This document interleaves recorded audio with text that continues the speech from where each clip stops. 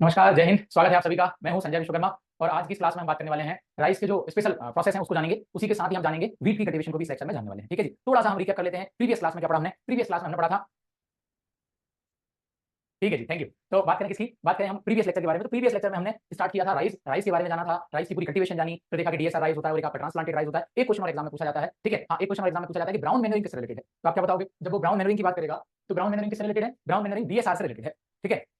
आज तो आप पक्का हीरो लग रहे हो यार, मैं बचपन से हीरो हूँ, ठीक है? लेकिन बात ये है कि ना मुझे फिल्मों में मौका नहीं मिला, ठीक है? हाँ, दिक्कत ये है, नहीं तो मैं कल की मैं ही होता लीड रोल में, लेकिन मुझे मिल नहीं पाया रोल। क्या बताएं? हाँ, क्या बात कर रहे थे? ब्राउन मैनरिंग के बारे में बात कर रहे थे, ठीक है? तो ब्राउन मैनरिंग किसमें किया जाती है? देखो सुन लो जरा, ब्राउन मैनरिंग किसमें किया जाता है? ब्राउन मैनरिंग जो है ना आपके ब्राउन मैनरिंग की जाती है आपके डीएसआर में। किसमें? डायरेक्ट सीडेड राइस में। क्या करते हैं डायरेक्ट सीडेड राइस में? हम करेंगे कि कतारों के बीच में हम ढेंचा लगा देंगे, ठीक है? कतारों के बीच में हम ढेंचा लगा देंगे और उस ढेंचे का करेंगे, उस ढेंचे को ना 240 डाल के फ्लाइंग स्टेज को उसको दबा देते हैं। अब वो जो ढेंचा है वो बाद में ब्राउन कलर का रूप ले लेता है, इसलिए उसको बोलते हैं ब्राउन मैनरिंग, उसको बोलते हैं, ठीक है? हाँ जी, समझ में आ गया आपको? Yes, I ignore the message. Yes ma'am.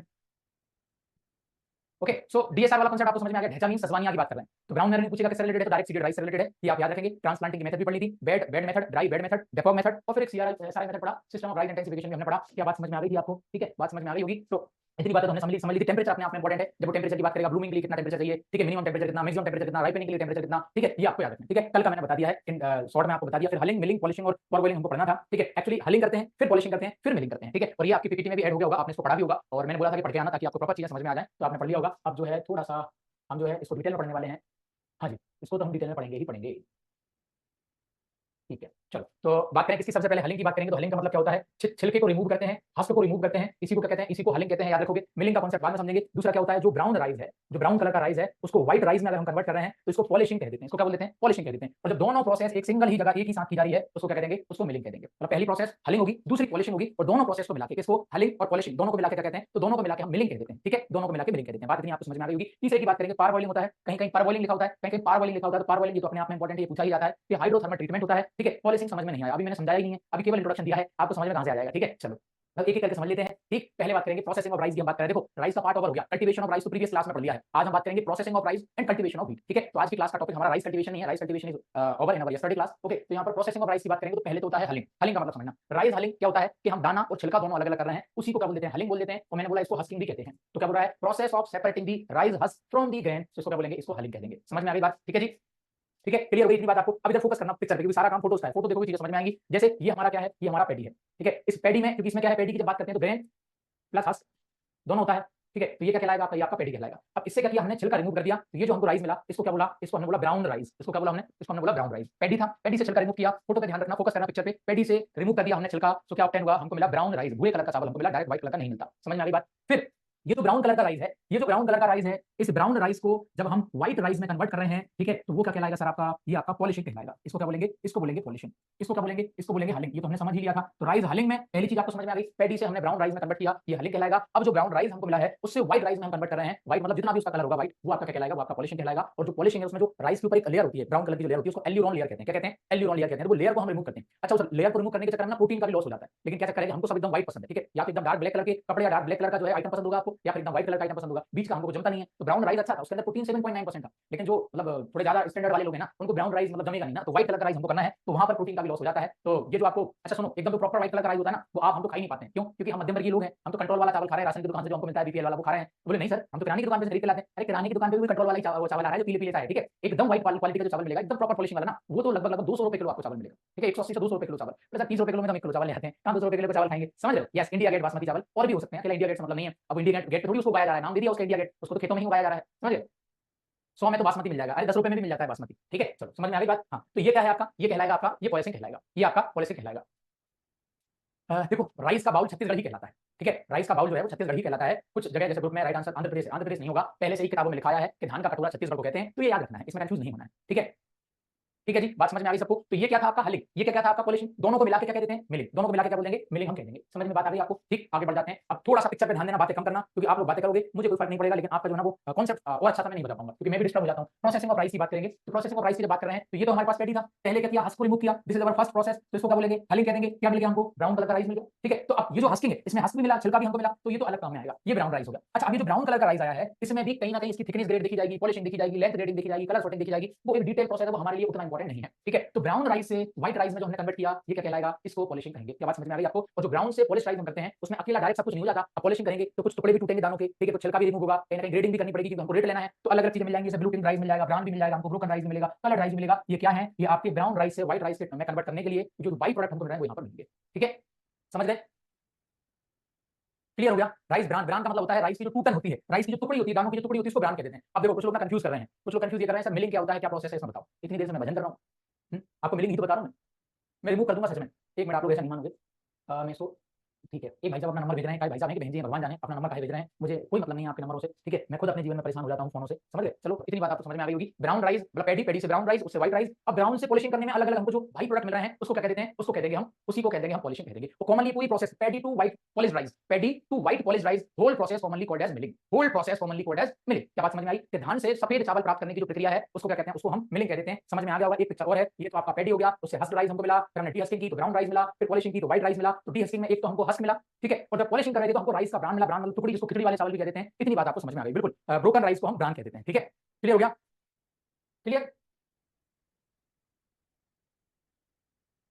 समझ गए? चलो इतनी बातें समझ में आ गई होंगी। ये राइस का हस्किंग, हलिंग, पॉलिशिंग, मिलिंग वाला पार्ट हो गया। अब थोड़ा सा और समझेंगे हम, अब आगे जानते हैं, ठीक है। अब इस पिक्चर में और देखना, चार पांच फोटो हैं, टोटल काम फोटो का है, वो क्या था, पैडी, पैडी से हमने छिलके को रिमूव किया, this is our brown rice, ये ब्राउन राइस है। अब ब्राउन से व्हाइट राइस किया, ये क्या कहला रहा है, ये व्हाइट राइस कहला रहा है। अब पैडी से व्हाइट राइस हमको मिला, तो यहां से यहां तक हमने क्या किया, यहां से यहां तक हमने क्या किया, हमने हलिंग किया, मतलब हमने छिलका रिमूव किया, वो हलिंग कहलाएगा। अब ब्राउन से व्हाइट में कन्वर्ट किया, इसको क्या बोलेंगे, इसको पॉलिशिंग हम कह देंगे, ठीक है। और दोनों प्रोसेस को हलिंग प्लस पॉलिशिंग दोनों को क्या कह देते हैं, दोनों को मिलिंग कह देंगे। समझ गए? क्लियर हो गई अब आपको बात? ठीक है जी। अच्छा, धान का छिलका ऐसा नहीं है कि घर बैठ कर टाइम पास कर रहे हैं और एक दाना छिलका उतार रहे हैं, अपने आप में बड़ी प्रोसेस होती है। मेरे खुद के घर पे भी धान लगता है, मेरे घर पे डीएसआर भी लगता है, मेरे घर पे ट्रांसप्लांटेड राइस भी लगता है, कहने में इजी होता है। कभी उसको नाखून से छिलके को उतार के देखना, आपको पसीना आ जाएगा एक ही दाने को निकालने में। तो ये अपने आप में थोड़ी सी हार्ड प्रोसेस होती है, ठीक है। ये पूरी जो है कहीं ना कहीं आपकी कहां होगी, ये आपकी मिल नहीं होगी, आपकी एक प्रॉपर जगह पे ही होगी, घर पे इसको नहीं किया जाता। समझ में आ गई? अब मिलिंग का थोड़ा सा कांसेप्ट समझ लेते हैं। मिलिंग इन राइस की बात कर रहे हैं तो ये एक्चुअली क्या है, क्रूशियल स्टेप होती है post production of the rice, मतलब पैदा होने के बाद राइस हमने उगा लिया है, अब यहाँ पर बात हुई है। तो the basic objective of rice milling to remove the husk, मतलब हलिंग की बात कर रहा है कि हम तो पहले छिलके को रिमूव करेंगे, तो पहली प्रोसेस तो हलिंग हो गई। And the brown layer, brown layer मतलब जो ब्राउन कलर की लेयर मिली है ना, वो जो छिलका हमको मिला है ब्राउन कलर का, जो एलिरॉन लेयर है उसको रिमूव करेंगे एंड प्रोड्यूस एंड एडिबल।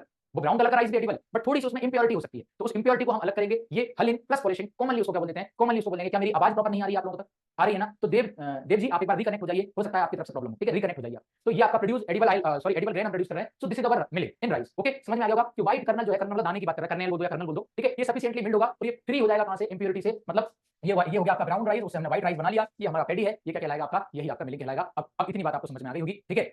अब रिमूवल ऑफ एम्ब्रियो लेयर तो समझ आ गया, पर बुक में रिमूवल ऑफ एम्ब्रियो भी लिखा है, मिलिंग में उसका क्या मतलब, एक्चुअली उसको रिमूवल ऑफ एम्ब्रियो नहीं कह सकते, ठीक है, removal of the embryonic layer हम उसको कह सकते हैं, नॉट एम्ब्रियो, ठीक है। एम्ब्रियो तो पूरा का पूरा सीड का पार्ट होता है, एम्ब्रियोनिक लेयर या एपी क्या बोलते हैं, एपिकोटल लेयर भी बोलते हैं ना, आप तो अकेला याद रखो एलिरॉन लेयर, ज्यादा कंफ्यूज मत हो, ठीक है। थोड़ी कम आवाज है, रुको यार,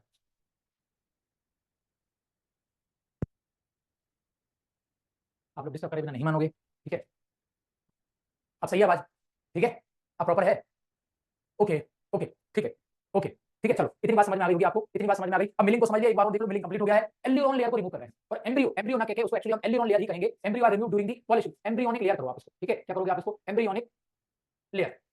मेन फोकस एलिरॉन लेयर पे करना है, मेन फोकस किस पे करना है, एलिरॉन लेयर पे करना है। तो इसमें क्या होता है, कहीं ना कहीं हमारा विटामिन बी का भी लॉस होता है, जब लेयर को रिमूव कर रहे हैं तो विटामिन बी का भी लॉस होता है, पर्टिकुलरली थायमिन, ये तो कवर कर लिया था। और अगर मान के चलो हम बार बार इस टाइप के चावल को खा रहे हैं, ठीक है, जिसमें विटामिन बी की कमी है, तो हमको वेरी वेरी की प्रॉब्लम हो सकती है। ये जो पॉलिश राइस हम ज्यादा खाते हैं तो हमको विटामिन बी से किसकी प्रॉब्लम हो सकती है, वेरी वेरी लोग की प्रॉब्लम हो सकती है। ये तो आपको समझ में आ गया होगा, ठीक है। आगे बात करें, दूसरा पार्ट है पॉलिशिंग। मिलिंग समझ में आ गया होगा, पॉलिशिंग वैसे प्रॉपर उसी का मिलिंग का ही पार्ट है, बट थोड़ा सा समझ लो पॉलिशिंग में क्या करते हैं। पॉलिशिंग में जो वेरी फाइन कलर की जो ब्राउन है, जो लेयर है, उसको रिमूव कर रहे हैं। देखो फोटो में देखोगे, this is our unpolished rice and next we have polished rice. ये अनपॉलिश्ड राइस है जिसमें प्रॉपर छिलके पे प्रॉपर व्हाइटनेस नहीं है, इंप्योरिटी भी है, लेकिन ये हमारा प्योर राइस है, ठीक है, जिसको कहीं ना कहीं हमने उसकी लेयर को रिमूव किया है। अब पॉलिशिंग एजेंट की बात करेंगे तो पॉलिशिंग एजेंट क्या क्या है, देखो इसका मुझे सोर्स तो नहीं मिला, ठीक है, मैंने कुछ बुक्स में देखा, बुक्स में मुझे प्रॉपर बुक्स में सोर्स तो नहीं मिला, बट ये मैंने गूगल से उठाया, ठीक है। मैं खुद आपको जब पढ़ाता हूं उस टॉपिक को तो मैं इसलिए बोल देता हूं ताकि आप भी थोड़ा सा आपके माइंड में रहे कि ये जो है, जब सर ने बताया था तो मैं बोला भी था कि मैंने गूगल से उठाया है। यहाँ पर लिखा है पॉलिशिंग एजेंट में किस का यूज कर सकते हैं, तो मैग्नीशियम सिलिकेट का यूज कर सकते हैं, कैल्शियम कार्बोनेट का यूज कर सकते हैं, ग्लूकोज और स्टार्च को भी जो है यहाँ पर यूज किया जा सकता है, किसके लिए, पॉलिशिंग करने के लिए। ये प्रॉपर सोर्स नहीं है, बट मुझे लगा कि इंपॉर्टेंट है तो इसलिए मैंने इसको उठाया। अब यहाँ से उठाया, वो भी ऑथेंटिक सोर्स है, बट 100% उस पर भरोसा नहीं कर सकते, ठीक है। इतना एक बार आपके दिमाग में होना चाहिए। क्या बात यहाँ तक समझ में आ गई आपको? ठीक, अब आगे बात करते हैं पारबॉइलिंग के बारे में। हस्किंग पढ़ लिया या हलिंग पढ़ लिया, पॉलिशिंग पढ़ लिया, दोनों को कॉमनली मिलिंग कह दिया। अगला है पारबॉइलिंग। पारबॉइलिंग बहुत इंपॉर्टेंट है, आईबीपीएस में आया हुआ क्वेश्चन है, फोकस होकर सुनना, कुछ नहीं है। जो मिलिंग और हस्किंग कर रहे हैं उसके पहले जब उसको पानी में उबाला जाता है उसी को पारबॉइलिंग कहते हैं। क्यों उसको उबाला जा रहा है, एक्चुअली उसको इसलिए उबाला जा रहा है ताकि वो जो छिलका है ना वो लूज हो जाए, और जो उसका क्रिस्टलाइन फॉर्म है, किसका, जो आपका स्टार्च है, जो दाने के अंदर जो कार्बोहाइड्रेट है वो क्रिस्टलाइन फॉर्म में है। आप कभी देखना जैसे आप वो जो छिलके के साथ वाला चावल है उसको ऐसे दबाओगे वो टूट जाएगा, क्यों? क्योंकि उसमें क्रिस्टलाइज फॉर्म है स्टार्च का, बट उसको उबाल दोगे तो इक्वल फॉर्म में क्या हो जाएगा, वो बिल्कुल जेलेटिनाइजेशन भी या ग्लिनाइजेशन भी हो जाता है, मतलब प्रॉपर एक एक दाने में जो टुकड़ों में टूट रहा था ना दाना, और उसमें प्रॉपर क्या हो जाएगा, कार्बोहाइड्रेट बन जाएगा, और वो फिर टूटेगा नहीं। जब छिलके को रिमूव करेंगे ना तो जो ब्रोकरेज परसेंटेज होता है, छिलका रिमूव कर रहे हैं हम ड्यूरिंग हस्किंग ड्यूरिंग मिलिंग, तो वहां पर जो दाने का नुकसान होने वाला है, जो ब्रान हमको मिलने वाला है वो कम मिलेगा, और वही हमको करना है। तो ये पारबॉइलिंग कहलाता है। पारबॉइलिंग हाइड्रोथर्मल प्रोसेस होती है, मतलब पानी और गर्म पानी में उसको उपचारित किया जा रहा है, उसको उबाला जा रहा है, ये हाइड्रोथर्मल प्रोसेस कहलाता है। जिसमें क्या करते हैं, जो क्रिस्टलाइन फॉर्म है कार्बोहाइड्रेट का उसको कन्वर्ट करना है किसमें, एमोर्फस फॉर्म में कन्वर्ट करना है। अभी हमारे पास क्रिस्टल के फॉर्म में टुकड़े टुकड़े जल्दी हो जाएंगे, बट एमोर्फस फॉर्म में हो जाएगा ना तो यूनिफॉर्म उसके अंदर क्या हो जाएगा, जो है कार्बोहाइड्रेट बन जाएगा, और कहीं ना कहीं ये इरिवर्सिबल स्वेलिंग भी होती है, मतलब जब उसको उबालते हैं थोड़ा सा दाना भी फूल जाता है, और जो दाना और छिलका है वो थोड़ा लूज हो जाता है, तो हलिंग करने में प्रोसेस थोड़ी इजी हो जाती है। समझ गए? ठीक है। जिनके घर पे धान लगती होगी, पेडी ट्रांसप्लांटेड पेडी की बात कर रहा हूं, उसको लगाने के पहले उसको पानी में 24 घंटे के लिए गलाया जाता है, ठीक है, फिर उसकी नर्सरी तैयार की जाती है। तो एक टाइप का वो भी आपका पारबॉइलिंग है। क्यों? क्योंकि अगर मान चलो थोड़ा सा गीला हो जाएगा ना तो उसके अंदर जो जर्मिनेशन के लिए, क्योंकि मॉइस्चर प्रॉपर मिल जाएगा तो उसका ना फील्ड के अंदर जर्मिनेशन प्रॉपर हो जाएगा, ठीक है। गेहूं के दाने से छिलका रिमूव करना इजी है, बट राइस के जो छिलका है ना, राइस के दाने से, पेडी से छिलका रिमूव करना उतना इजी नहीं होता है, ठीक है। तो पारबॉइलिंग हाइड्रोथर्मल ट्रीटमेंट है, आपको पता है, जब पेडी को सॉक किया जाएगा वाटर के अंदर, तो कहीं ना कहीं भाप से क्या करेंगे, उसको गिलेटिनाइज करेंगे, राइस मतलब उसको एमोर्फस फॉर्म में लाएंगे, ये क्या कहलाएगा, आपका पारबॉइलिंग कहलाएगा। उम्मीद है इतनी बातें आपको समझ में आएंगी, ठीक है। तो देखो, पेडी को पहले क्लीन किया, फिर उसको हॉट वाटर में 3 घंटे के लिए रखा, टेंपरेचर कितना था हॉट वाटर का, 70 डिग्री सेल्सियस टेंपरेचर था।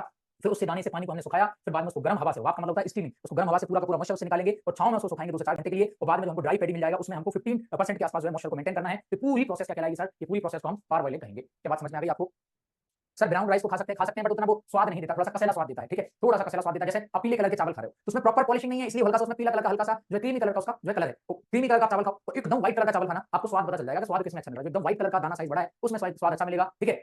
सर राइस मिल में पारबॉइल हलिंग हो सकता है, बिल्कुल पारबॉइलिंग भी हो सकता है, हलिंग भी हो सकता है, वो डिपेंड करेगा मिल के साइज पे। लास्ट में इसको भुजिया बोलते हैं, ठीक है। क्लियर हुई बात, आपको समझ में आ गई होगी। चलो इतनी बात तो आपको समझ में आ गई होगी। अब आगे बात करते हैं पारबॉइलिंग कर क्यों रहे हैं। ध्यान रखना ये प्रोसेसिंग है राइस की। तो पारबॉइलिंग की पहली तो 4 प्रोसेस है, लेकिन 3 बहुत इंपॉर्टेंट है। पहला सोकिंग करना, दूसरा स्टीमिंग करना, first one is soaking, second one is steaming, and third and last important process of parboiling is drying, and after that milling of rice. समझ में आ गई आपको बात कि पारबॉइलिंग सबसे पहले जब छिलका रिमूव करना है तो पहले उसको उबाला जाएगा, बट ये जो है लास्ट में इसलिए पता है ताकि दोनों चीजें आपके दिमाग में आ जाए कि मिलिंग क्या है, हस्किंग क्या है, पॉलिशिंग क्या है, ठीक है। तो मेन ऑब्जेक्टिव क्या होते हैं पारबॉइलिंग के, पहला तो prevent the loss of nutrient during milling. जो अब मिलिंग हम करने वाले हैं उसमें जो छिलके से दाने का नुकसान होने वाला है, जो टूटन हमको मिलने वाली है, उसको थोड़ा सा कम कर देंगे, मतलब कहीं ना कहीं जो ब्रोकरेज है उसको कम कर देंगे, ठीक है, और राइस को प्रिपेयर कर लेंगे हमारी मार्केट की डिमांड के अकॉर्डिंग। क्या एक बार कंफर्मेशन दो, पारबॉइलिंग समझ में आ गई? ठीक है जी,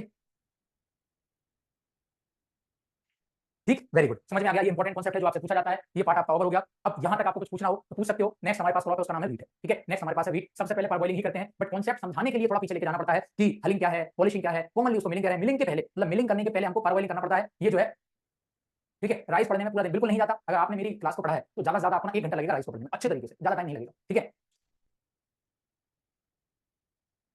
पारबॉइलिंग के बाद राइस इसलिए खराब नहीं होगा, डाउट्स कुछ मैं ले लेता हूं 2-3 मिनट का, फिर उसके बाद हम वीट पे आएंगे। पारबॉइलिंग में राइस इसलिए खराब नहीं हो रहा कि हम एक प्रोसेस से चल रहे हैं। कौन सी प्रोसेस से चल रहे हैं? पहले उसको गर्म पानी में उबाला, फिर उसको सुखाया, फिर उसको छांव में सुखाया, फिर उसको ड्राई किया, फिर मॉइस्चर मेंटेन किया। क्यों खराब होगा वो? ठीक है, हाँ जी, ठीक है। जो हस्त निकाला उसका मैन्योरिंग भी कर सकते हैं, हस्त निकाला उसका मैन्योरिंग भी कर सकते हैं, ठीक है। बट वो मैन्योरिंग के काम में ना आती है, वो क्वालिटी मैन्योर के तौर पे काम में अच्छे से आता है, मतलब वो जो लेयर है वो लेयर अच्छा अच्छे से बनाने के काम में आता है, ठीक है। वीट जैसा राइस में भी कंबाइन हार्वेस्टर यूज करते हैं, आपने देखा नहीं होगा। नहीं, प्रॉपर राइस छिलके के साथ आता है। सर बॉइल्ड राइस और हाफ बॉइल्ड राइस में क्या डिफरेंस होता है? मैं बावर्ची दिख रहा हूँ कि टीचर दिख रहा हूँ हैं? एक भाई, 1 मिनट और गाइस, एक भाई साहब बहन जी लिख रही हैं, सर हलिंग 66% होता है, इसका मतलब क्या है?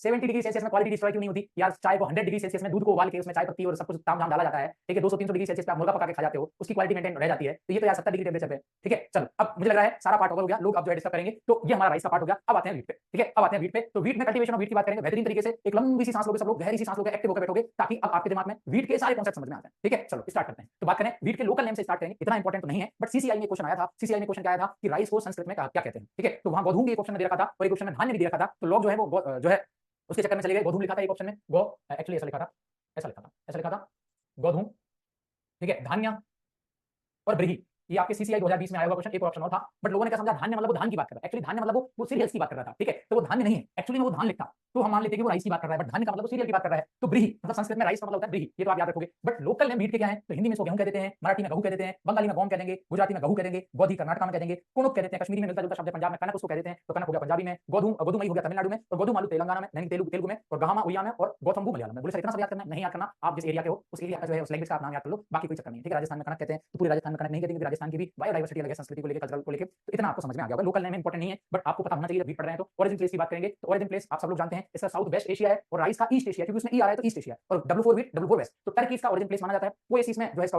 फैमिली है 42 क्रोमोसोम, एक्चुअली इसमें 42 नहीं है, इसमें 28 भी है, बट इंडिया में सबसे ज्यादा एरिया में हम इसको ही लगाते हैं, दैट्स व्हाई हम जाएंगे 42 क्रोमोसोम के साथ। ट्रिटिकम एसियम, एक्चुअली ना इसको ट्रिटिकम एसियम कहना नहीं चाहिए, इसको कहना चाहिए ट्रिटिकम स्पीसीज। क्यों? क्योंकि हम वीट की कल्टीवेशन पढ़ रहे हैं ना, हम मैक्सिकन वीट की कल्टीवेशन थोड़ी पढ़ रहे हैं, बट इंडिया में लगभग 87 to 90%, बुक्स में 87 लिखा है, बट मैं 87 to 90% इसलिए बोलता हूं क्योंकि अब एरिया और बढ़ गया है इसके लिए। वो जो डाटा है वो पुराना लिखा हुआ है, क्या प्रॉपर 87 नहीं होगा?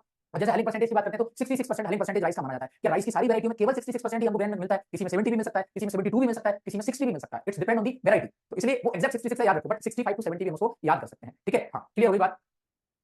ठीक है, तो ज्यादातर एरिया में ट्रेडिकल स्टीम को ग्रो किया जाता है। मैंने कॉन्सेप्ट आपको बता दिया है। ये आपका गेहूं है, गेहूं के भी कॉन्सेप्ट अपने आप में इंपॉर्टेंट है, जस्ट फोकस करते चलना। इंडिया जो है वर्ल्ड में दूसरे नंबर पर प्रोड्यूसर है, पहले नंबर पे कौन है? चाइना। चाहे राइस की बात करें और चाहे उसकी बात करें हम व्हीट की, दूसरे नंबर पे हम आते हैं, पहले नंबर पे आ रहा है चाइना। तो अगर बात करेंगे एरिया वाइज, ठीक है, एरिया और प्रोडक्शन वाइज बात करेंगे तो पूरे वर्ल्ड में सबसे ज्यादा सीरियल्स का एरिया में कौन है? फर्स्ट एरिया में इंडिया जो है व्हीट है, सॉरी, और प्रोडक्शन में भी व्हीट है। बट इंडिया की बात करेंगे तो इंडिया में सबसे ज्यादा एरिया किसके पास है? राइस के पास। और प्रोडक्शन में भी कौन है आपका? प्रोडक्शन में भी आपका राइस आ जाएगा। नहीं, प्रोडक्शन में शायद व्हीट आएगा, राइस नहीं आएगा। प्रोडक्शन में आपका मुझे चेक करना पड़ेगा, एग्जैक्ट मुझे याद नहीं है, मैं गलत नहीं बताऊंगा। आई थिंक प्रोडक्शन में भी आपका राइस ही है। ठीक है, एरिया में भी राइस है, प्रोडक्शन में भी राइस है, इतना आपको याद रखना है। ठीक है, एक बार चेक ही कर लेते हैं ताकि ये मिस्ट्री बनी ना रहे दिमाग में।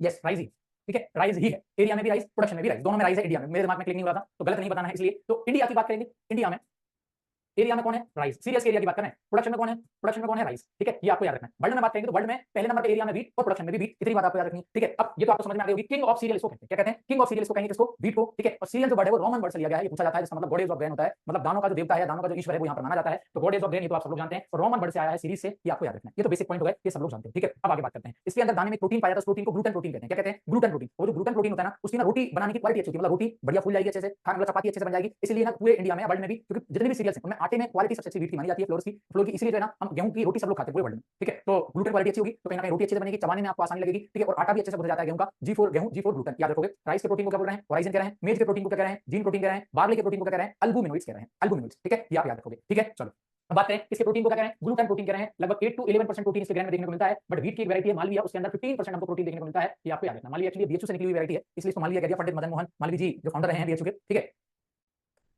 संस्कृत में गेहूं को क्या बोलते हैं? गोधूम बोलते हैं गेहूं को संस्कृत में। ठीक है, हाँ क्लियर हो गया। चलो, अब C3 प्लांट है, सेल्फ पॉलिनेटेड प्लांट है, ये तो आपको सबको पता है। लॉन्ग डे प्लांट है, जितनी भी रबी सीजन की क्रॉप होती है वो लॉन्ग डे होती है, खरीफ सीजन की क्रॉप शॉर्ट डे होती है ज्यादातर। जर्मिनेशन टाइप इसमें हाइपोजिया जर्मिनेशन देखने को मिलता है। फ्लावर पोर्शन को क्या बोलते हैं? फ्लावर पोर्शन को एक्चुअली में स्पाइक कहते हैं। ठीक है, अब स्पाइक के अलग अलग नाम है, इसको पेनिकल भी कह रहे हैं, ओपन पेनिकल भी कह रहे हैं, इसको एयर भी कह देते हैं, इसको हेड भी कह देते हैं। मतलब ये इन्फ्लोरेसेंस का नाम अलग अलग है, फॉर्म उसके एक थोड़ा सा स्ट्रक्चर उसका चेंज होता है। तो मेनली इसकी इन्फ्लोरेसेंस को स्पाइक कह देंगे, कभी कभी इसको एयर भी कह देते हैं, इसको हेड भी कह देते हैं। जैसे राइस की इन्फ्लोरेसेंस को क्या बोल रहे थे? पेनिकल कह रहे थे, ये तो आपको पता है। ठीक है, इसकी इन्फ्लोरेसेंस को क्या बोल रहे हैं? इसकी इन्फ्लोरेसेंस को तो हम स्पाइक कह रहे हैं, ये आपको याद रखना है। ठीक, और आगे बात करें, टेस्ट वेट कितना होता है? लगभग 40 ग्राम। आप ऐसा याद करो कि 42 क्रोमोसोम है और 40 to 42 ग्राम ही इसमें क्या होता है? इसका टेस्ट वेट होता है। और फ्लैश माइनर का कितना होता है? 2 ग्राम। ये तो हम जो है आगे भी पढ़ेंगे। ठीक है, वीट साइंस में भी पढ़ेंगे। 10 से 11% प्रोटीन हो गया। कुछ कुछ वैरायटियों में 8 to 11% प्रोटीन मिलता है, तो रेंज में आपको याद रखना पड़ेगा। ठीक है, इसका हार्वेस्ट इंडेक्स 40 to 45% होता है। हार्वेस्ट इंडेक्स का कांसेप्ट जो है आपका डोनाल्ड साहब ने दिया था, economic yield upon biological yield into 100, ये फार्मूला होता है। तो इकोनॉमिक यील्ड मतलब जो एक्चुअल में दाना आपको मिल रहा है और बाद में जो आपको भूसा मिल रहा है, दोनों का जो आप कंपैरिजन करोगे, भूसा प्लस कुछ दाने का हिस्सा, वो आपका बायोलॉजिकल यील्ड कहलाता है। मतलब दाने के अलावा जो बायोलॉजिकल पार्ट है, ठीक है, वो जो जैविक उपज है, ये आपका कटाई सूचकांक कहलाता है। ये डोनाल्ड ने दिया था। और सबसे कम हार्वेस्ट इंडेक्स कौन सी क्रॉप का होता है, ये और आप बता दो। ठीक है, सबसे कम ग्लूटेन फ्री। भैया हम तो किसान आदमी हैं, हम तो ग्लूटेन वाला ही गेहूं खाते हैं, ग्लूटेन फ्री तो हम खाते ही नहीं। ठीक है, हाँ सबसे कम हार्वेस्ट इंडेक्स, वेरी गुड, सब लोग आंसर दे रहे हैं। सबसे कम एचआई हार्वेस्ट इंडेक्स होता है, पीजन का होता है, आपको याद रखना है। लगभग 19% के आसपास होता है। ठीक है, समझ में आ गया। मिनिमम जर्मिनेशन परसेंटेज व्हीट का कितना होता है? 85%। मतलब कहने का मतलब ये आपके आईबीपीएस में आया हुआ क्वेश्चन है कि मान के चलो अगर हमने 100 नंबर ऑफ ग्रेन्स की सोइंग की है, तो out of 100 how much number of grain should be converted as germinated plants और जर्मिनेशन। सो 85% के आसपास जो है आपका प्लांट जो पौधे जो है वो जर्मिनेट कर जाएंगे, बीज जर्मिनेट कर जाएंगे। ये क्या कहलाएगा? ये कहलाएगा आपका जर्मिनेशन परसेंटेज। एक भाई साहब पूछ रहे हैं सर पीजन पी का मतलब क्या होता है? पीजन पी का मतलब होता है अरहर। ठीक है, इसको रार या तुअर की दाल कहते हैं। कुछ समय बाद अपना नाम मत पूछने लगना कि सर मेरा नाम यही क्यों है, क्योंकि कुछ भी पूछा जा सकता है। ठीक है, मतलब इस दुनिया में इतने लोग फ्री हैं, चलो अच्छी बात है। ठीक है, अब बात करें व्हीट की हेक्साप्लोइड जो स्पीसीज ज्यादा यूज की जाती है और ये आउट क्रॉसिंग से डेवलप की गई है। ये आपके आरआरबी के एग्जाम में आया हुआ क्वेश्चन है, ये आपको याद रखना है। ठीक है जी,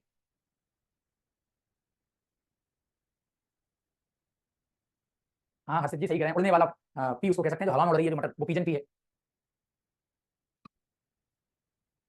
क्लियर, चलो आगे बढ़ जाएं। ये तो आपको याद हो गया। अब यहां से है मजेदार काम, ये बहुत मजेदार है। अब आएगा मेन टॉपिक अपना। व्हीट के ग्रुप की बात करें तो व्हीट के अलग अलग क्रोमोसोम नंबर है, अलग अलग उसके अंदर जो क्रोमोसोम नंबर है, तो उसके हिसाब से हमने अलग अलग स्पीसीज बना के रखी हैं। डिप्लॉइड स्पीसीज, टेट्राप्लॉइड स्पीसीज और हेक्साप्लॉइड स्पीसीज। तो सबसे ज्यादा हम इसको ग्रो करते हैं हेक्साप्लॉइड को, जिसको षटगुणित कहते हैं। ठीक है, टेट्राप्लॉइड, डिप्लॉइड, हेक्साप्लॉइड, ये प्लॉइड ही नेचर होता है। ये जीनोम नंबर के हिसाब से इसको बांटा जाता है, मतलब कितने क्रोमोसोम है उसके हिसाब से बांटा जाता है। ये आप जेनेटिक्स एंड प्लांट ब्रीडिंग में पढ़ते हैं। ठीक है, हैप्लॉइड स्पीसीज मतलब षटगुणित इन हिंदी। ओके, समझ में आ गया होगा आपको। तो यहाँ पर आपका 6x हो गया, ये आपका 4x हो गया, ये 2x हो गया। कुछ इस तरीके से जो है इनको पढ़ाया जाता है कहां पर? आपके जेनेटिक्स एंड प्लांट ब्रीडिंग में। इतना तो आपको समझ में आ गया होगा। तो इंडिया में 3 मेन ग्रुप है, कौन कौन से? डिप्लॉइड मतलब कि द्विगुणित गेहूं की प्रजाति, चतुर्थगुणित गेहूं की प्रजाति और षटगुणित गेहूं की प्रजाति। ठीक है, इतनी बात समझ में आ गई होगी। अब फोकस करना, अब छोटी छोटी बातें आप जो है पूछोगे तो मैं तो बता दूंगा, बाकी भाई बहन डिस्टर्ब होंगे। ठीक है, डिप्लॉइड की बात करते हैं। पहले बात करेंगे डिप्लॉइड की, फिर टेट्राप्लॉइड की, फिर हेक्साप्लॉइड की बात करेंगे। तो डिप्लॉइड की बात करेंगे तो यहाँ 7 जोड़े में क्रोमोसोम है, 7 पेयर। 7 पेयर मतलब total number of chromosome is 14 जोड़े में है ना।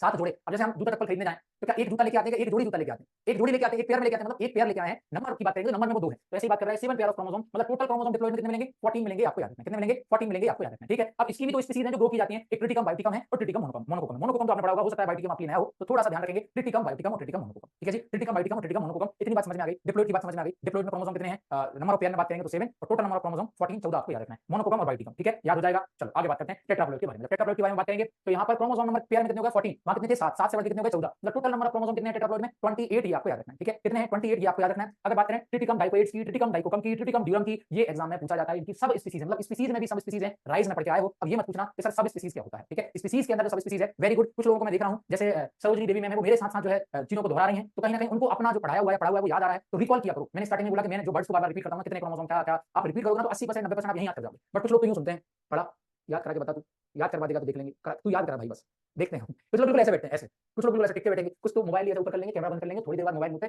खत्म, ठीक है, समझ गए? हाँ जी, मैं सबको जानता हूँ भैया, मैं भी पहले स्टूडेंट ही रहा हूँगा, क्योंकि टीचर पहले स्टूडेंट ही होता है, फिर बाद में जो है वो टीचर बन जाता है, समझ गए?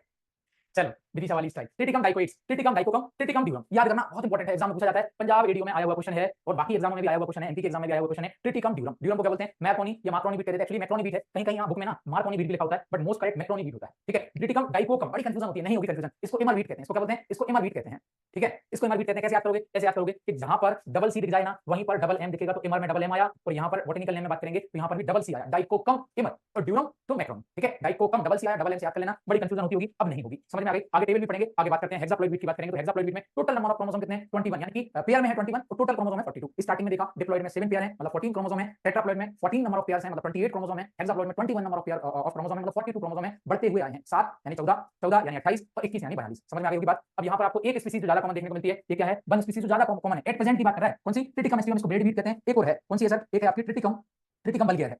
अरे बोले सर क्या पढ़ा रहे हो? तो हर्डियम बल्गियर बारले होता है ना भाई साहब, मैं ट्रिटिकम बल्गियर कह रहा हूं, ठीक है। एक और होता है, कौन सा? ट्रिटिकम स्फेरोकोकम, जिसको इंडियन ड्वार्फ बीट भी कहते हैं, बट वो उतना कॉमन नहीं है, तो कल्टीवेशन के हिसाब से अब हेक्साप्लॉइड में 3 आ जाएंगी, एक तो ट्रिटिकम एस्टिवम हो गया, ट्रिटिकम बल्गियर हो गया, अनदर उसको किसको ऐड कर सकते हैं? ट्रिटिकम स्फेरोकोकम को हम यहां पर ऐड कर सकते हैं, स्फेरोकोकम को हम ऐड कर सकते हैं। तो तीनों जो है हेक्साप्लॉइड नेचर के आ जाते हैं, ठीक है जी। इसको ब्रेड बीट इसको इसलिए कहते हैं क्योंकि ज्यादातर रोटी बनाने के लिए हम इसका यूज करते हैं, इसलिए इसको ब्रेड बीट कहते हैं। क्या बात समझ में आ गई आप सब लोगों को? बात समझ में आ गई प्रॉपर, ठीक है। इतनी बात आपको समझ में आ गई होगी। चलो आगे बात करते हैं। अब ये तो हो गई कॉमन बात, ये तो हो गई बेसिक बात। अब स्पीशीज ऑफ बीट की बात कर लेते हैं। स्पीशीज ऑफ बीट की बात करें तो पूरे वर्ल्ड में लगभग 7 ग्रुप हैं किसके? बीट के, लेकिन इंडिया में 4 ग्रुप ज्यादा कल्टीवेटेड होते हैं। 4 कौन से ग्रुप हैं? हम ऑलरेडी पढ़ के आए हैं। एक कॉमन बीट है जो ट्रिटिकम बल्गियर और ट्रिटिकम एस्टिवम कहलाता है। बल्गियर, मैं हर्डियम बल्गियर की बात नहीं कर रहा हूं, मैं ट्रिटिकम बल्गियर की बात कर रहा हूं, उतना पॉपुलर नहीं है, पुराना आना चाहिए। ड्यूरम की बात करेंगे तो इसको ड्यूरम बीट कह देते हैं। इमर बीट में डबल सी मिला, डबल सी और डबल एम हो गया यार, ठीक है। और शॉर्ट बीट जिसको ट्रिटिकम स्फेरोकोकम कह रहे हैं, और इसको क्या कह देते हैं? इसको इंडियन ड्वार्फ बीट भी कह देते हैं। क्या कह देंगे सर? इसको बोलेंगे इंडियन ड्वार्फ बीट कह देंगे। क्या कहेंगे जल्दी बताओ? इंडियन ड्वार्फ बीट, ये पूछा जाता है, ठीक है। इंडियन ड्वार्फ बीट जल्दी से याद करोगे, इंपॉर्टेंट है आप लोगों के लिए, किसी भी एग्जाम की तैयारी कर रहे हो, क्वेश्चन आता है, याद करो जल्दी। कॉमन बीट की बात करेंगे तो कॉमन में ये ज्यादा कॉमन है, एस्टिवम ज्यादा कॉमन है। ड्यूरम में आप इसको मैक्रोनी बीट कह देते हैं। क्या बोलते हैं इसको? एक्चुअली इसका नाम है मैक्रोनी बीट, और कहीं कहीं लिखा रहता है बुक में मार्कोनी, तो दोनों सही मान सकते हैं। अगर दोनों ऑप्शन में हो तो मैक्रोनी बीट पे जाएंगे, किस पे जाएंगे? मैक्रोनी बीट, ठीक है। और डबल एम आया तो नाम में भी डबल सी आएगा, मतलब डाइकोकम आएगा, ये याद रखोगे। और शॉर्ट बीट की बात कर रहा है, शॉर्ट का मतलब ड्वार्फ के हिसाब से बात कर रहा है, ठीक है। इंडियन ड्वार्फ मतलब भारतीय बोना गया हूं, जिसको ट्रिटिकम स्फेरोकोकम कह देते हैं, ठीक है। सर मैदा कैसे बनाई जाती है? यार मैं किराने की दुकान का आदमी दिख रहा हूं आपको, मैदा दे दो 500 ग्राम, ठीक है। नहीं 10 रुपए की मैदा दे दो, इतने में समोसा बना लेंगे, ठीक है। चलो आगे बात करें। अब कॉमन बीट की बात करें, मुझे मुझे सच में मतलब मुझे मजा भी आता है, मुझे हंसी भी आती है आपके इस बैच को पढ़ाने को, क्योंकि मतलब इतनी डाइवर्सिटी है इस बैच में, इतनी डाइवर्सिटी है, मतलब लोगों ने कसम खाई है ना पढ़ेंगे ना पढ़ने देंगे। चलो आगे बढ़ जाते हैं। अब बात करें कॉमन वीट के बारे में, चीजें समझ में आई। वीट की कल्टीवेशन से स्टार्ट किया, बेसिक चीजें वीट की जानी। अब वीट के ग्रुप देखे, डिप्लॉइड, टेट्राप्लॉइड, हेक्साप्लॉइड। अब हेक्साप्लॉइड पे आ रहे हैं, अब सारी बातें हेक्साप्लॉइड के आसपास चलेंगी, ठीक है। अब उसको समझना। हेक्साप्लॉइड वीट की बात करें, common bread wheat that is Triticum aestivum, chromosome number 42, hexaploid उसका नेचर होगा। ये इंडिया में इंपोर्ट किया गया था, मतलब विदेश से इसको लाए थे, और ग्रीन रेवोल्यूशन में सबसे ज्यादा इसने कंट्रीब्यूट किया है, और तब से लेके आज तक हम इसको ग्रो कर रहे हैं। छोटा पौधा है, मैक्सिको से लेके आए थे, इसलिए हम इसको मैक्सिकन ड्वार्फ वीट भी कहते हैं। क्या कहते हैं? मैक्सिकन ड्वार्फ वीट भी कहते हैं। तो imported species but mostly grown in our India and occupy around 90%, 87, but it can be 87 to 90% area ये वीट का कवर कर रहा है। सबसे ज्यादा एरिया में इसको लगाया जाता है, इसलिए कॉमनली ट्रिटिकम एस्टिवम हम इसको कह देते हैं। इंट्रोड्यूस हुआ इंडिया में वो लोग साहब के द्वारा, मैक्सिको से इसको लाया गया था, इसलिए इसको मैक्सिकन ड्वार्फ भी कहते हैं। और बहुत ज्यादा जो है इसने ग्रीन रेवोल्यूशन के टाइम पे, एक्चुअली रेवोल्यूशन में वो आएगा, ग्रीन रेवोल्यूशन के टाइम पे इसने काफी ज्यादा हेल्प की है। 87 to 90% इसलिए कह रहा हूं कि हम क्या करते हैं, बिल्कुल एकदम ऑथेंटिक डाटा के साथ जाते हैं। अब मान के चलो एग्जाम में रेंज दे दी तो हमारे दिमाग में 87 ही रहेगा, हम 90 का सोचेंगे ही नहीं। लेकिन अगर हम पढ़ते टाइम ही सोच लें कि 87 तो एग्जैक्ट याद करना है, बट इसको 90% तक भी ले जाया जा सकता है, तो अब आपके दिमाग में रहेगा। जैसे 66 का आपको याद है, बट उसको 70 तक भी ले जा सकते हैं। समझ गए बात? तो ये कॉमन ब्रीड की बेसिक बात हो गई, ठीक है। अर्जुन जनक ये जो वैरायटियां हैं, ये ग्रीन रेवोल्यूशन के टाइम पे काफी पॉपुलर रही थी, ठीक है। अब बात करेंगे common breed that is Triticum aestivum and Triticum vulgare. ये जो है इसके कुछ अलग अलग ग्रुप हैं। बोले सर ये तो आज तक पढ़ा नहीं था, अब पढ़ोगे आप, ठीक है। इंपॉर्टेंट है इसलिए पढ़ रहे हैं क्योंकि 90%, 87% to 90% एरिया में जिसको ग्रो कर रहे हैं उसके बारे में जान तो लें कि उसमें और भी क्या क्या उसके कैरेक्टरिस्टिक्स हो सकते हैं, ठीक है। तो it is called bread wheat, you already know about it, and most suited for the chapati means roti, and bakery means जो टोस्ट बना लेते हो, जो बिस्किट बना लेते हो, जो अलग अलग स्नैक्स वगैरह हम बनाते हैं गेहूं के आटे से, तो वो बेकरी प्रोडक्ट आपका कहलाएगा, ठीक है। और ये कल्टीवेटेड किया जा रहा है हमारे इंडिया में, काफी टाइम से इसको कल्टीवेट कर रहे हैं। और इससे जो कॉमन व्हीट की बात कर रहे हैं, इसके कुछ सब डिवाइडेड ग्रुप भी हैं, वो ग्रुप कितने हैं, तो hard red winter wheat, hard red spring wheat, soft red winter wheat and white wheat, ठीक है। ये तो आज तक नहीं पढ़ा था, कोई बात नहीं, अब पढ़ लो। तो तुमने क्यों पढ़ना है, इंपॉर्टेंट है इसलिए पढ़ना है क्योंकि राइस और व्हीट दो क्रॉप किसी भी एग्जाम के लिए इंपॉर्टेंट है। पहली तो राइस, दूसरा व्हीट, एक एक लाइन याद कर लेना, एग्जाम में आता है। जैसे बात करें हार्ड रेड विंटर की, तो ये कमर्शियल क्लास की कैटेगरी में आता है। हार्ड रेड मतलब दाना हल्का सा रेडिश कलर का हो सकता है, और ये विंटर सीजन में इसको ग्रो किया जा रहा है। दूसरा है स्प्रिंग, स्प्रिंग मतलब दिसंबर जनवरी के आसपास कहीं ना कहीं जो जिसकी सोइंग की जा रही है, मेनली दिसंबर नॉट जनवरी, ठीक है। तो स्प्रिंग ये आता है where winter is too severe, मतलब जहां पर बहुत ज्यादा विंटर आपको सीवियर देखने को मिलेगा, having high protein and excellent for bread making characteristics. ये जो लाइन इसके अंदर लिखी हुई है ना, जो कैरेक्टरिस्टिक्स लिखे हुए हैं, वो आपको थोड़ा सा याद रखना। अगर याद कर पाओ तो मेरी तरफ से मैं बोल रहा हूं एक्स्ट्रा पार्ट है, मैंने बोल दिया भैया एक्स्ट्रा पार्ट है, अगर याद कर पाओ तो कर लें, ठीक है। ठीक, सॉफ्ट रेड विंटर की बात करेंगे, हार्ड नहीं, सॉफ्ट रेड मतलब दाना में हार्डनेस होगी, तो हार्ड रेड दे रहे हैं। दाने में थोड़ी सी सॉफ्टनेस है, फ्लोर में थोड़ी सी सॉफ्टनेस है, दाने को थोड़ा दांत पर चबा के देखोगे, अगर कड़कपन दिख रहा है तो हार्ड है, तो थोड़ा सा मुलायमपन दिख रहा है तो सॉफ्ट है। तो grown in humid condition, grain are soft, वो बताया मैंने आपको, दाना कैसा होगा, इसका सॉफ्ट होगा, लो प्रोटीन और floor more, four more, not floor नहीं है, I think it's four more suitable for cakes, not floor, it four more suitable for cakes and cookies, okay, समझ गए बात। अगला है white wheat, mainly for pastry purpose. Pastry मतलब जो आप पास्ता वगैरह बनाते हो, वो इस कैटेगरी में हम रख सकते हैं। मेनली पास्ता इससे नहीं बनाया जाता, पास्ता तो हमारे ड्यूरम व्हीट से बनाते हैं, बट अलग अलग जो सेवइयां वगैरह भी बनाते हैं, बाकी चीजें भी जो अलग अलग उसके लिए यूज करते हैं, तो ये हमारा ग्रुप है। एक्स्ट्रा स्लाइड हो सकती है, याद कर पाओ तो कर लेना, पढ़ पाओ तो ठीक, नहीं तो छोड़ सकते हो। आगे बात करते हैं, आगे कॉमन व्हीट की बात हो गई, अब ड्यूरम की बात करते हैं। ड्यूरम, ड्यूरम जिसको क्या बोल रहे थे, ड्यूरम जिसको मैक्रोनी व्हीट कह रहे थे, ठीक है। ड्यूरम क्रिटिकम ड्यूरम ही है, जिसको ड्यूरम व्हीट या मैक्रोनी व्हीट कह रहे हैं, डाइकोकम को व्हीट कह रहे हैं, ठीक है। ठीक है, समझ में आ गया। अब टेट्राक्लोराइड में 28 क्रोमोसोम है, ऑलरेडी हम समझ के आए हैं। ये नूडल्स और सूजी वगैरह बनाने के काम में आता है। नूडल्स, सूजी, पास्ता वगैरह इससे बना सकते हैं, या पास्ता भी इससे बना सकते हैं, पास्ता वगैरह बनाने के काम में आ जाता है। और ये लगभग 12% एरिया कवर कर रहा है। तो 87% कॉमन व्हीट का हो गया, 12% ये हो गया, कितना हो गया, लगभग 99% के आसपास हो गया, ठीक है। और ये सेंट्रल और साउथर्न पार्ट जो है इंडिया का, वहां पर इसको ग्रो किया जा रहा है। तो इतनी बात आपको समझ में आ गई। सर फ्लोर होगा, फ्लोर होगा तो फ्लोर कर लेना, ठीक है। इतनी बात याद रखना। क्या बात समझ में आ गई सबको, ठीक है, वेरी गुड, ठीक है जी, इतना याद रखोगे। एक बार रिकॉल करो क्या क्या पढ़ा। कॉमन व्हीट की बात करेगा तो दिमाग में पॉइंट आने चाहिए। 87% एरिया में जो हम इसको लगा रहे हैं। रवि सुमन जी फोकस करो इधर, कहां देख रहे हो, ठीक है जी, हाँ। फिर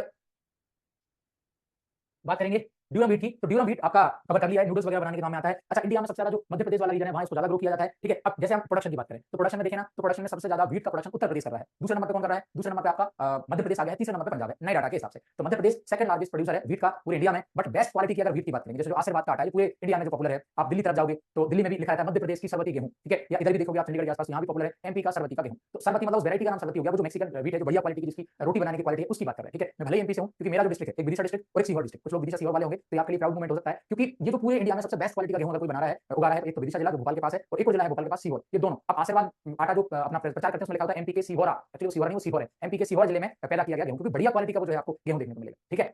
वेरी गुड, समझ गए, हम सागर से हैं, वो तरीके हो तुम भी, ठीक है जी, ठीक है। चलो अब आगे बात करें, आगे बात करें हम एमआर व्हीट की। तो एमआर में डबल एम आ गया, डबल सी इसको कह देंगे डाइकोकम, ठीक है। 28 ओनली 1% एरिया में इसको ग्रो कर रहे हैं, याद करो। 87 में आपका एसटीवम आ गया, ठीक है। 12% में आपका ड्यूरम आ गया, और 1% में आपका क्या आ गया, एमर। तो हो गया 100% आपका, ठीक है, एरिया कवर व्हीट के लिए। इसको विंटर और स्प्रिंग व्हीट भी कहते हैं। ये मेरे हिसाब से इंपॉर्टेंट आपके लिए हो सकता है। इससे उपमाई भी बनाया जाता है, ये आप लोगों को याद रखना है, ठीक है, ये आप लोगों को याद रखना है, क्लियर, ठीक है।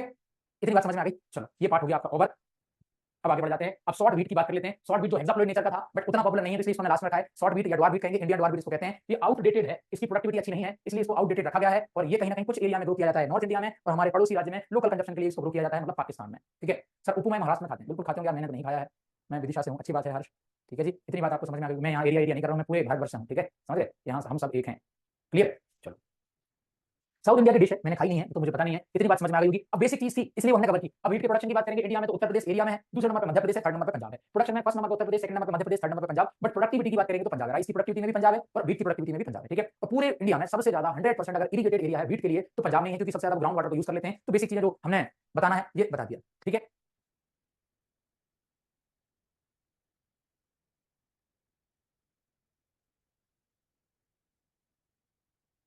क्लियर हो गई बात, इतनी बात समझ में आ गई होगी। चलो ठीक है, अब आगे बढ़ जाते हैं। अब ये जो टेबल जितना भी पढ़ा है, ये टेबल याद कर लेना, इंपॉर्टेंट है आपकी ट्रिटिकम स्पीसीज की। Triticum aestivum 42 chromosome, Mexican wheat कहते हैं, बल्गेर 42 क्रोमोसोम, टॉल व्हीट कहते हैं, ड्यूरम मैक्रोनी व्हीट कहते हैं, मार्कोनी लिखा है, इसको आप मैक्रोनी कर लेना, ठीक है, मैंने आपको पहले ही बता दिया है, मैक्रोनी व्हीट हम इसको कहते हैं और मोस्ट कॉमन ये है, ठीक है। तो डाइकोकम की बात करेंगे, एमआर व्हीट 28 क्रोमोसोम, स्फेरोकोकम की बात करेंगे तो Indian dwarf and club wheat इसको कहते हैं, याद रखोगे। मोनोकोकम को इनकॉर्न व्हीट भी कहते हैं, 14 क्रोमोसोम होते हैं। जल्दी से इसको यहीं याद करो, जल्दी से याद करो, क्योंकि यहीं याद करना है, अगर यहाँ याद नहीं हुआ तो फिर कभी याद नहीं होगा। जल्दी से इसको यहीं याद करो, इतना टाइम दिया है, 2 मिनट और लगेंगे, याद हो जाएगा, ठीक है। जल्दी से इसको याद करोगे, एक काम करो, 2 मिनट का टाइम ले लो, ठीक है, लेकिन इसको यहीं याद करोगे, जल्दी याद करो, अभी पूछूंगा मैं, जवाब देंगे, ठीक है, अपने मन में आप लोग सब लोग जवाब देंगे, क्योंकि अकेले एक किसी से पूछना नहीं, आपकी खुद की रिस्पांसिबिलिटी है। अब जैसे अगर हम बात करें किसी, अगर हम बात कर रहे हैं ट्रिटिकम एस्टिवम, तो कितने हैं 42 क्रोमोसोम है, इसको मैक्सिकन ड्वार्फ वीट कहते हैं, याद हो गया। फिर ट्रिटिकम बल्गेरिया कहेंगे, इसमें भी 42 क्रोमोसोम होते हैं, इसको टॉल वीट कहते हैं। ट्रिटिकम बियम की बात करेंगे 28 क्रोमोसोम होते हैं, ठीक है, इसको ड्यूरम वीट या मैक्रोनी वीट कहते हैं, इसको मार्कोनी कहते हैं, but macaroni is most correct, ठीक है। डाइकोकम की बात करेंगे तो डाइकोकम में 28 क्रोमोसोम होते हैं और ये जो है आपका टिमर वीट कहलाता है। स्पेरोकोकम की बात करेंगे तो इंडियन ड्वार्फ वीट कहते हैं, इसको 42 क्रोमोसोम होते हैं, क्योंकि हेक्साप्लॉइड नेचर का है, और इसको क्या बोलेंगे, इसको शॉर्ट वीट या इसको क्लब वीट के नाम से जानते हैं। Very good. लास्ट कौन सा बचा, लास्ट बचा मोनोकोकम, इसको इनकॉर्न वीट कहते हैं, 14 नंबर के क्रोमोसोम है, क्या सबको याद हो गया? वेरी गुड, ठीक है, याद हो गया होगा सबको। तो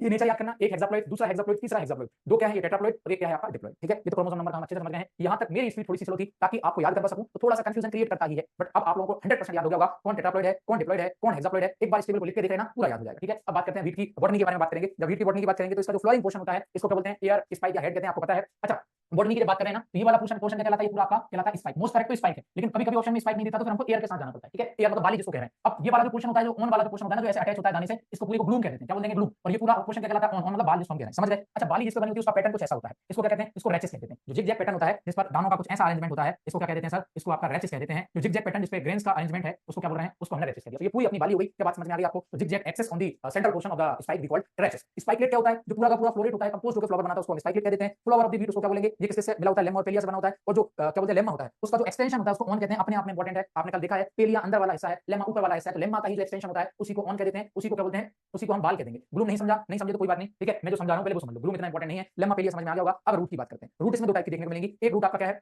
एक आपका टेम्पररी रूट कहलाता है, दूसरा आपका क्या कहलाएगा, दूसरा आपका क्राउन रूट कहलाएगा, ठीक है। अब कॉन्सेप्ट समझना यहां से इंपॉर्टेंट है। जैसे आपने दाने को डाला, उसका जर्मिनेशन हुआ, तो दाने के राइट साइड से कुछ छोटी-छोटी ब्रांचेस निकलती हैं रूट्स की, ये आपकी क्या कहलाएंगी, ये सेमिनल रूट्स कहेंगे, और इनको टेम्पररी रूट्स कहेंगे। कुछ टाइम बाद सीड के ऊपर से जो ट्रांजिशन जोन है, ट्रांजिशन जोन मतलब अब ये जो है आपका ये ट्रांजिशन जोन कहलाएगा। ट्रांजिशन जोन का मतलब होता है कि ऐसा जोन जिसके ऊपर अब शूट निकलेगा, तना निकलेगा, नीचे वाले से रूट्स निकलेंगी। अब यहां से कुछ परमानेंट रूट्स निकलती हैं, क्राउन टाइप का स्ट्रक्चर देखने को मिलता है, इसलिए इनको क्राउन रूट्स कहते हैं, और ये कहीं ना कहीं परमानेंट रूट कहलाती हैं, ठीक है। इसलिए जो 20 टू 21 डेज आफ्टर सोइंग जो क्रिटिकल स्टेज है, क्यों, क्योंकि रूट्स इमर्ज हुए हैं, इनका जो है डेवलपमेंट स्टार्ट हुआ है, तो उस टाइम पानी नहीं मिलेगा तो प्रॉपर जो है इनकी रूट्स नहीं बन पाएंगी। जब प्रॉपर रूट्स नहीं बनेंगी तो प्रॉपर प्रोडक्शन भी नहीं मिल पाएगा, इसलिए क्राउन रूट कहेंगे तो 20 से 22 दिन आफ्टर सोइंग देखने को मिलेंगी। और ये कब मिलेंगी, आफ्टर या एट द टाइम ऑफ टिल्डिंग। टिल्डिंग तो मैंने आपको कल बता दिया था। जैसे जो एक सीड का प्लांट है, पूरा एक सीड से ऐसी जो अलग-अलग आपको ब्रांचेस दिख रही हैं, वो ब्रांचेस इंडिविजुअल एक्ट करती हैं प्लांट के तौर पे, मतलब एक ब्रांच अपने आप में पूरा का पूरा पौधा होता है, उसको हम टिलर कह देंगे, पूरे स्ट्रक्चर को टिलर कह देंगे। और जो पिक्चर में आप देख रहे हो इसको क्या बोलेंगे सर, ये जो पिक्चर में आप देख रहे हो इसको क्राउन रूट कहेंगे, ठीक है। ये जो पिक्चर में आपको नजर आ रही है, जो ट्रांजिशन जोन है, मतलब इधर से तो शूट बन गया बट नीचे से रूट बन रही है, तो ये हमारा ट्रांजिशन जोन है, और इन ट्रांजिशन जोन से ही आपको क्या मिल रही है, जड़ें, ये क्या कहलाएंगी, क्राउन रूट्स कहलाएंगी। क्या प्रॉपर बात समझ में आ गई, ठीक है। सेमिनल रूट्स क्या है, टेम्पररी रूट्स क्या है, ठीक है। अब ये टेम्पररी है, ये कहीं ना कहीं प्लांट को जो सीड है उसको नरिशमेंट का काम करती है अर्ली स्टेज में। सीड अब बाद में क्या होती है, जब ये क्राउन रूट बनती है ना, तो नीचे वाली रूट्स क्या होती है, वो अपने आप सॉइल के अंदर डिकम्पोज हो जाती है, वो नहीं मिलती, बहुत पतली-पतली जड़ें होती हैं, ठीक है। इतना तो आपने देख लिया होगा, जो फील्ड में गए होंगे वो लोग, ठीक। अब आगे बात करें क्लाइमेटिक रिक्वायरमेंट की बात करें, तो आप सबको पता है कि मेनली इसको रबी सीजन में ग्रो किया जाता है, तो कूल सीजन क्रॉप है। अगर हाई टेंपरेचर है वेजिटेटिव स्टेज के टाइम पे, तो कहीं ना कहीं क्या होगा, पुअर टिल्डरिंग होगी और अर्ली हेडिंग होगी। हेडिंग मतलब उसमें दाने जल्दी भरने लगेंगे, लेकिन दाना बहुत छोटा-छोटा हो जाएगा। कब, मतलब वेजिटेटिव ग्रोथ के टाइम पे इसको टेंपरेचर कम चाहिए, क्यों, क्योंकि पहले जर्मिनेशन हुआ, फिर टिलर्स निकले, अब टिलर्स निकल रहे हैं मतलब उसकी वनस्पति वृद्धि हो रही है। अब उस टाइम पे एकदम से टेंपरेचर चला जाएगा। ऐसा कहा जाता है कि जितनी ज्यादा ठंड पड़ेगी उतना अच्छा गेहूं का प्रोडक्शन होता है, क्यों, क्योंकि वेजिटेटिव ग्रोथ के लिए लोअर टेंपरेचर चाहिए। But at the time of vegetative growth अगर टेंपरेचर बढ़ गया है तो कहीं ना कहीं क्या होगा, पुअर टिल्डरिंग होगी, मतलब टिलर्स अच्छे से नहीं निकलेंगे। टिलर्स मतलब ये जो सीड के साइड से ऐसी जो ब्रांचेस निकल रही हैं, इनको टिलर्स कहेंगे, प्रॉपर नहीं निकलेंगे। अर्ली हेडिंग होगी, मतलब फ्लावरिंग स्टेज जल्दी आ जाएगी, प्रॉपर दाना नहीं भरेगा। इतनी बात समझ में आ गई होगी। Higher temperature during the grain filling stage leads to the premature ripening. अगर मान के चलो आपका ग्रेन भरा रहे हैं, दाना भरते टाइम पे अगर टेंपरेचर थोड़ा ज्यादा है तो क्या होगा, प्रीमेच्योर राइपनिंग हो जाएगी, मतलब दाना समय के पहले पक जाएगा, तो उसका उतना प्रॉपर वेट नहीं आएगा, उतना प्रॉपर उसका कलर नहीं आएगा, और कहीं ना कहीं बता दिया ना, रिडक्शन दी ग्रेन वेट, क्यों, प्रीमेच्योर बुरा है, ठीक है। ये आपको याद रखना है, ठीक है। तो इसलिए हम टेस्ट वेट पढ़ते हैं। अगर टेस्ट वेट 40 ग्राम के आसपास है तो बिल्कुल आइडियल है, मतलब उसका जर्मिनेशन अच्छा होगा, उसकी ग्रोथ अच्छी होगी, उसका प्रोडक्शन अच्छा होगा। अगर टेस्ट वेट लेस देन 40 ग्राम है, मतलब कहीं ना कहीं पुअर सीड है, दाना उतना अच्छा नहीं है। अच्छा, टेस्ट वेट 50 ग्राम है, 100 ग्राम है, तो टेस्ट वेट ज्यादा है तो भी वो अनहेल्दी सीड की कैटेगरी में आ जाएगा, समझ गए। इतनी बात आपको याद रखनी है। जो लोग जिम वगैरह जाते होंगे तो वो अब एक्सरसाइज करने जाते हैं, तो आपका जो ट्रेनर है वो आपका वेट ट्रेनिंग के स्टार्ट के पहले चेक करवाता होगा, फिर हर महीने वो आपका वेट जो है वो टेस्ट करवाता होगा, वो देखता होगा कि ये जो आप एक्सरसाइज कर रहे हो, ये जो आपकी ट्रेनिंग चल रही है, आपकी एज और ट्रेनिंग के अकॉर्डिंग आपका प्रॉपर वेट है कि नहीं, ठीक है, क्योंकि वेट के अकॉर्डिंग ही आपको एक्सरसाइज करवाई जाती है, ठीक है। हर जगह वेट का जरूरी है। जैसे नया बच्चा कोई जन्म लेता है तो जन्म के टाइम उसका बच्चे का वेट देखा जाता है कि इसका वजन कितना है, फिर उसके हिसाब से उसका जो है मैनेजमेंट का काम करवाते हैं, ठीक है। ये तो आप सब लोग जानते हो। टेंपरेचर एंड क्लाइमेट अपने आप में इंपॉर्टेंट एग्जाम में पूछा जाता है कि वीट में हार्डनिंग एबिलिटी आ जाती है जर्मिनेशन के बाद, और कहीं ना कहीं टेंपरेचर 4 डिग्री सेल्सियस से ऊपर होना चाहिए, ये आपको याद रखना है। मतलब सीड की सोइंग कर रहे हैं, अगर टेंपरेचर 4 डिग्री सेल्सियस से कम है तो कहीं ना कहीं प्रॉब्लम हो जाएगी। आफ्टर जर्मिनेशन वो फ्रीजिंग टेंपरेचर को भी जो है सहन कर सकता है, but more than 10 degree Celsius होना चाहिए। 9.4 लिखा है, राउंड फिगर में आप उसको कितना करोगे 10। और विंटर वीट की बात करेंगे, विंटर मतलब कि जब वो स्प्रिंग में तो 10 डिग्री हो गया, विंटर मतलब यहाँ पर टेंपरेचर आपका 31 के आसपास होना चाहिए, ठीक है। इससे ज्यादा ऊपर नहीं होना चाहिए, आइडियल की बात कर रहा है, ठीक है।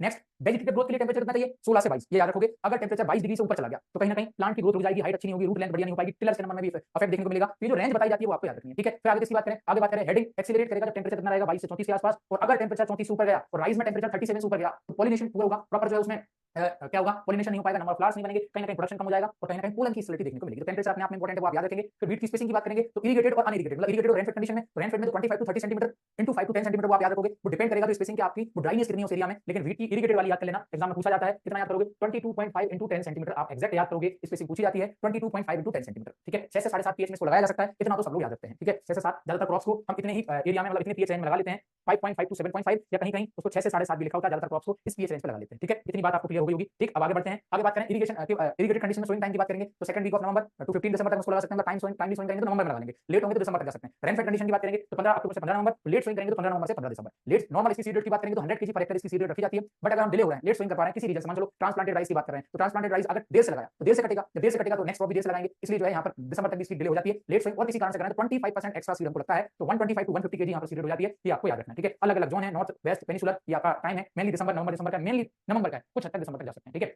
सोइंग डेप्थ किस पर डिपेंड करेगी? टोटल डिपेंड करती है कोलियोप्टाइल पे। कोलियोप्टाइल क्या होता है? जो आपका सीड है, सीड से एक आपका लंबा सा ग्रीन पार्ट निकलता है, इसी को कोलियोप्टाइल कहते हैं। ये आपका क्या कहलाएगा सर? आपका कोलियोप्टाइल कहलाएगा। और कोलियोप्टाइल की लेंथ के हिसाब से इसकी सोइंग डेप्थ होती है। नॉर्मली आपको 5 to 6 सेंटीमीटर आपको याद रखना है, तो 5 सेंटीमीटर आप याद रख सकते हो sowing depth, but totally depend on the length of the coleoptile. तो ये जो उसका कोलियोप्टाइल होता है, ठीक है, उसको आपको समझना पड़ेगा। ये जो मैंने बता दिया सीड से जो अटैच है, ठीक है, वो आपका कोलियोप्टाइल कहलाएगा। जीन के हिसाब से भी होती है, single gene, double gene, triple gene. तो ट्रिपल जीन की 3 से 4 सेंटीमीटर सोइंग डेप्थ रखी जाती है, डबल जीन की 4 से 5 और ट्रिपल जीन की 5 से 6 सेंटीमीटर जो है सोइंग डेप्थ रखी जाती है। ये आपको याद रखना है। अब सोइंग मेथड तो आप सब लोग जानते हो, ड्रिलिंग है, ब्रॉडकास्टिंग है, डिबलिंग है, बिहाइंड द प्लाउ ये ज्यादा कॉमन है, ब्रॉडकास्टिंग थोड़ा ज्यादा कॉमन है, उत्तर प्रदेश के कुछ रीजन में होती है। और सबसे ज्यादा इंपॉर्टेंट है आपके लिए ये FIRB, furrow irrigated raised bed system, जिसको FIRB कहते हैं। इसमें सीड रेट लगभग 75 टू 80 केजी के आसपास रखी जाती है। 75 इसको हम कह सकते हैं। ठीक है, फरो इरिगेटेड राइज नहीं कह रहा हूं मैं, रेज्ड कह रहा हूं। रेज्ड मतलब उठे हुए जो आपके से होते हैं उनकी बात कर रहा हूं। ठीक है, ये जो आप पिक्चर में देख रहे हो ये आपका है, यहाँ पर आप पानी डाल दोगे, ये थोड़ा उठा हुआ बेड है, इसको क्या बोलते हैं? रेज्ड बेड इसको कह देते हैं। FIRB मतलब आधे पानी में भी हम इसकी जो सिंचाई कर सकते हैं, प्रोडक्शन हम अच्छा ले सकते हैं। ये लेटेस्ट मेथड है। ठीक है, इसमें प्रोडक्शन भी अच्छा मिल जाता है। ये कौन सी मेथड है सर आपकी? ये FIRB है, इसको फॉब सिस्टम भी कह देते हैं, furrow irrigated raised bed system भी हम इसको कह देते हैं। इतना आपको याद रखना है। अब सीड रेट की बात करेंगे तो ब्रॉडकास्टिंग के लिए कितनी है? ब्रॉडकास्टिंग के लिए थोड़ी सी सीड रेट हमको बढ़ा के रखनी पड़ेगी, 150 के आसपास। कुछ बुक्स में 100 से 150 लिखा होता है। अब कुछ लोग कहेंगे कि सही नहीं बताया। देखो मैंने आपको स्टार्टिंग में कह दिया कि सीड रेट सीड के वेट पे, सीड के साइज पे भी डिपेंड करता है, और एक्जैक्ट सीड रेट कभी नहीं होती,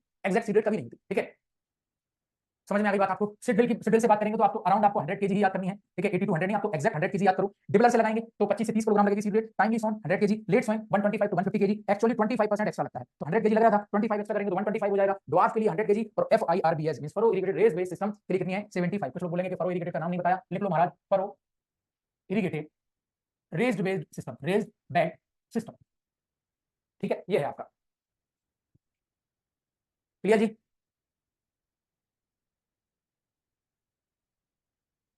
ओके, ठीक है, ये याद ही करना है। अब आगे बात करते हैं। आगे बात करें किसी इरिगेशन मैनेजमेंट की बात करेंगे तो इरिगेशन मैनेजमेंट आप लोग वैसे भी जानते हो। जैसे इरिगेशन मैनेजमेंट की बात करेंगे तो लगभग 45 टू 65 सेंटीमीटर की वाटर की रिक्वायरमेंट होती है। टोटल नंबर ऑफ जो है बात करेंगे, टोटल नंबर ऑफ इरिगेशन की बात करेंगे तो टोटल 6 अलग अलग ग्रोथ स्टेज में हमको पानी चाहिए होता है। नाम है CTLFMD, crown root, tillering, late jointing, flowering, milking और डफ स्टेज। तो CTLFMD से याद करेंगे, एक एक करके इसको समझते हैं। सबसे ज्यादा क्रिटिकल कौन सी है? सबसे ज्यादा क्रिटिकल है आपकी क्रिटिकल स्टेजेस बोल दो, या फिर हम इसको क्या बोलते हैं? या हम इसको बोल देंगे ग्रोथ स्टेजेस ऑफ व्हीट। इसकी बात कर रहे हैं, ग्रोथ स्टेजेस की बात कर रहे हैं। तो पहला कौन सा है? C, दूसरा कौन सा है? T, तीसरा कौन सा है? L, चौथा F, पांचवा M, last is D for डफ स्टेज। तो C का मतलब CRI स्टेज हो गया, T का मतलब टिलरिंग स्टेज हो गया। मैंने आपको बता दिया था कल फटाफट, इसको लेट जॉइंटिंग कहते हैं। ठीक है, कुछ लोग कहेंगे कि सर हमारी बुक में पहले लेट जॉइंटिंग लिखा है फिर टिलरिंग लिखा है। ठीक है, तो ये सही है जो मैं आपको बता रहा हूं, करेक्ट कर लेना। फ्लावरिंग स्टेज, ठीक है, फिर मिल्किंग स्टेज और लास्ट जो होता है इसको बोलते हैं डफ स्टेज। डफ स्टेज को हम मैच्योरिटी स्टेज भी कह सकते हैं, या राइपनिंग स्टेज भी हम इसको कह सकते हैं। मैच्योरिटी या फिर इसको क्या कह सकते हैं? या फिर हम इसको राइपनिंग भी कह सकते हैं। ठीक है, ये जो है हमको याद रखना है। अब एक एक करके इसको समझते हैं। ठीक है, अब ये CRI का मतलब क्या होता है? CRI का मतलब होता है crown root initiation. Crown root initiation होता है, इरिगेशन नहीं होता है। ठीक है, इनिशिएशन नहीं होता, याद रखना इतना। अब ये जो क्राउन रूट है मैंने आपको बता दिया कि सीड से पहले छोटी छोटी ब्रांचेस निकली, कुछ टाइम बाद जो ट्रांजिशन जोन है वहां से जो परमानेंट ब्रांचेस निकली हैं, ये ट्रांजिशन जोन है, ये इनिशिएशन की वजह क्योंकि जड़ों का शुरुआत यहां पर हो रहा है, ये परमानेंट टाइप की होती है। कितने दिन में देखने को मिलेगी? तो ये आपकी 20 डेज आफ्टर स्विंग, 20 टू 25, 20 का पहाड़ा याद करोगे, 20 से 25। ठीक है, फिर ये 40 से 45 दिन डेज आफ्टर स्विंग देखने को मिलेगी। टिलरिंग मतलब ब्रांचेस निकल रही है। ठीक है, 20, 40, 60, 80, 100 और लास्ट 120 याद करोगे। 120 टू 150 भी कर सकते हैं, और ये आपका 100 से 120 हो जाएगा, ये आपका 80 से 100 हो जाएगा, ये आपका 60 से 65 हम इसको कर सकते हैं। ठीक है, कुछ इस तरीके से आप इनको याद करोगे। तो CTLFMD गाना याद कर लो, CTLFMD। ओके, मैं भी भूल जाता था तो मैंने अपने से बना लिया, CTLFMD, CRI stage, tillering stage, late jointing, कई बार अकेला जॉइंटिंग स्टेज लिखा रहता है, flowering stage, milking stage, dough stage. ठीक है, बात समझ में आ गई होगी। ठीक, अब थोड़ा सा और समझना आप लोग। जैसे बात करें किसकी, बात करें इरिगेशन का एग्जाम में पूछा जाता है। ठीक है, अगर मान लो चलो आपके पास इरिगेशन की कितनी फैसिलिटी है, अगर मान लो चलो इरिगेशन कितना अवेलेबल है, केवल एक ही इरिगेशन दे सकते हो, तो कौन सी स्टेज पे दोगे? केवल CRI स्टेज पे दोगे। ठीक है, याद रखोगे। अगर मान के चलो हमारे पास दो इरिगेशन है वीट के अंदर, तो कौन कौन सी स्टेज पे दे सकते हैं? एक तो हम अपना CRI स्टेज पे देंगे, ये तो आपको याद है। दूसरा फ्लावरिंग स्टेज पे देंगे। दूसरा कौन सी स्टेज पे देंगे? फ्लावरिंग स्टेज पे देंगे, ये भी आपको याद हो गया। अगर हमारे पास 3 बार इरिगेशन की सुविधाएं हैं, मतलब हम केवल 3 बार पानी दे सकते हैं, तो पहला तो हम CRI पे ही देंगे, वो तो आपको याद है। ठीक है, दूसरा हम इस पे देंगे लेट जॉइंटिंग पे देंगे, ये भी आपको याद हो गया है। जल्दी मेरे साथ रिपीट करो, लिखो, क्योंकि इसके बाद हम और भी पढ़ेंगे, बहुत सारा बचा हुआ है अभी और समय हमारे पास कम बचा है, तो इतना जल्दी से पढ़ो। फिर उसके बाद लेट जॉइंटिंग के बाद कौन सा बचा है आपका? मिल्किंग बचा है। 3 पानी देंगे तो मिल्किंग स्टेज पे देंगे, याद रखोगे। एक है तो C, दो है, एक है तो C, 2 पानी है तो CF याद कर लोगे, और 3 पानी है तो CLM याद करोगे, एक एक छोड़ दोगे। ठीक है, एक पानी है तो CRI स्टेज पे, 2 पानी है तो बीच की 2 छोड़ देना, टिलरिंग को छोड़ दिया, फ्लावरिंग को लेट जॉइंटिंग को छोड़ दिया, सीधा फ्लावरिंग पे गए। तो हमारे पास 3 वाटर हैं, तो 3 बीच की स्टेप को स्किप करेंगे, तो CRI पे देंगे, टिलरिंग पे नहीं देंगे, लेट जॉइंटिंग पे देंगे, फ्लावरिंग पे नहीं देंगे, मिल्किंग पे देंगे। तो बात समझ में आ गई। ठीक है, इतनी बात क्लियर हो गई होगी।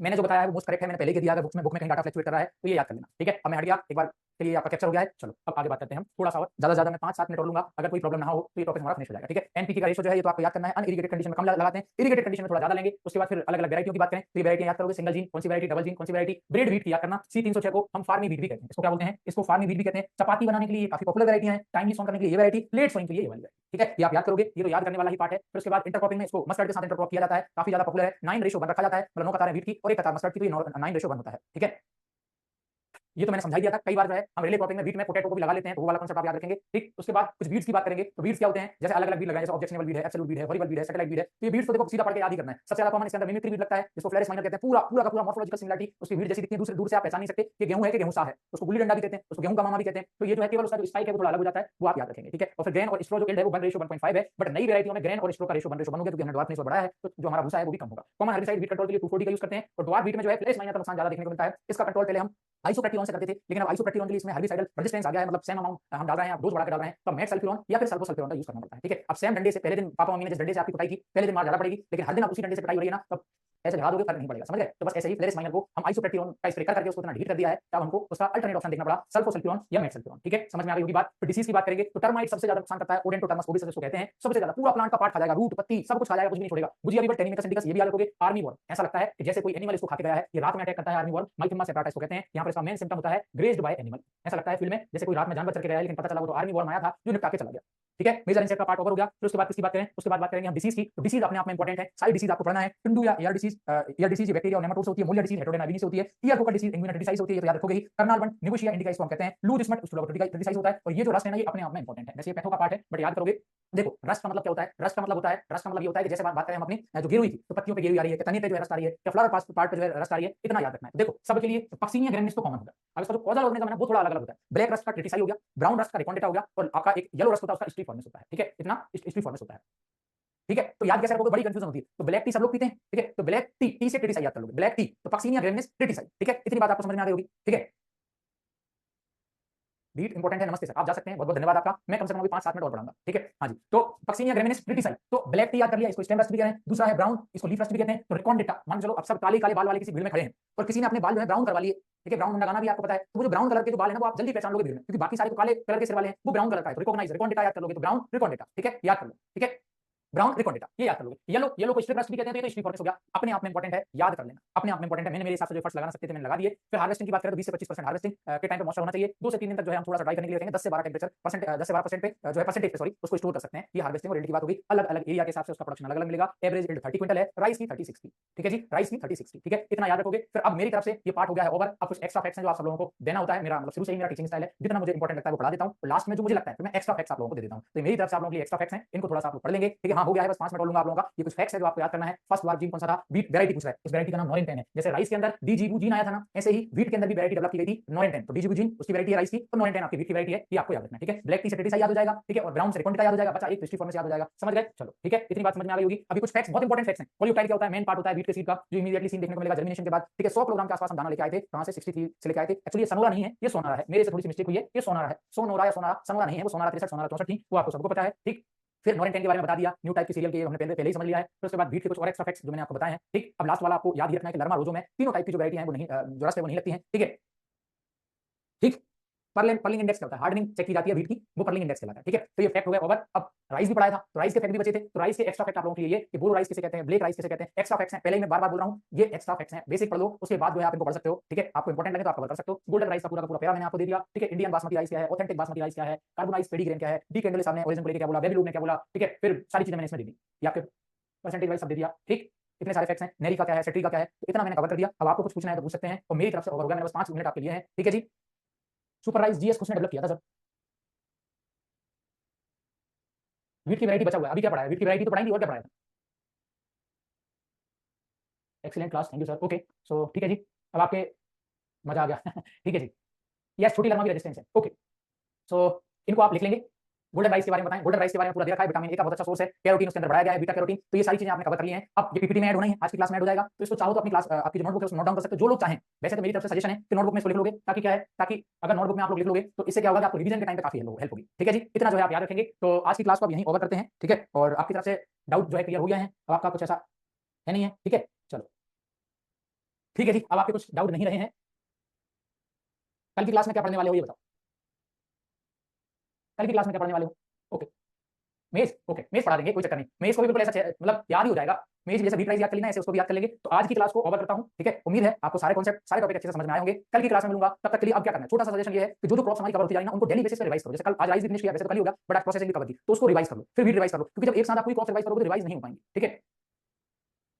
विंटर में स्प्रिंग से ज्यादा क्या क्यों है वो उसका कॉन्सेप्ट बाद में, चलो फिनिश करते हैं। अब इतनी चीजें तो आपको क्लियर हो गई होंगी। मिलेंगे नई एनर्जी के साथ, नए टॉपिक के साथ, तब तक के लिए अपना ध्यान रखेंगे, अच्छे से पढ़ाई करेंगे। जय हिंद, जय भारत।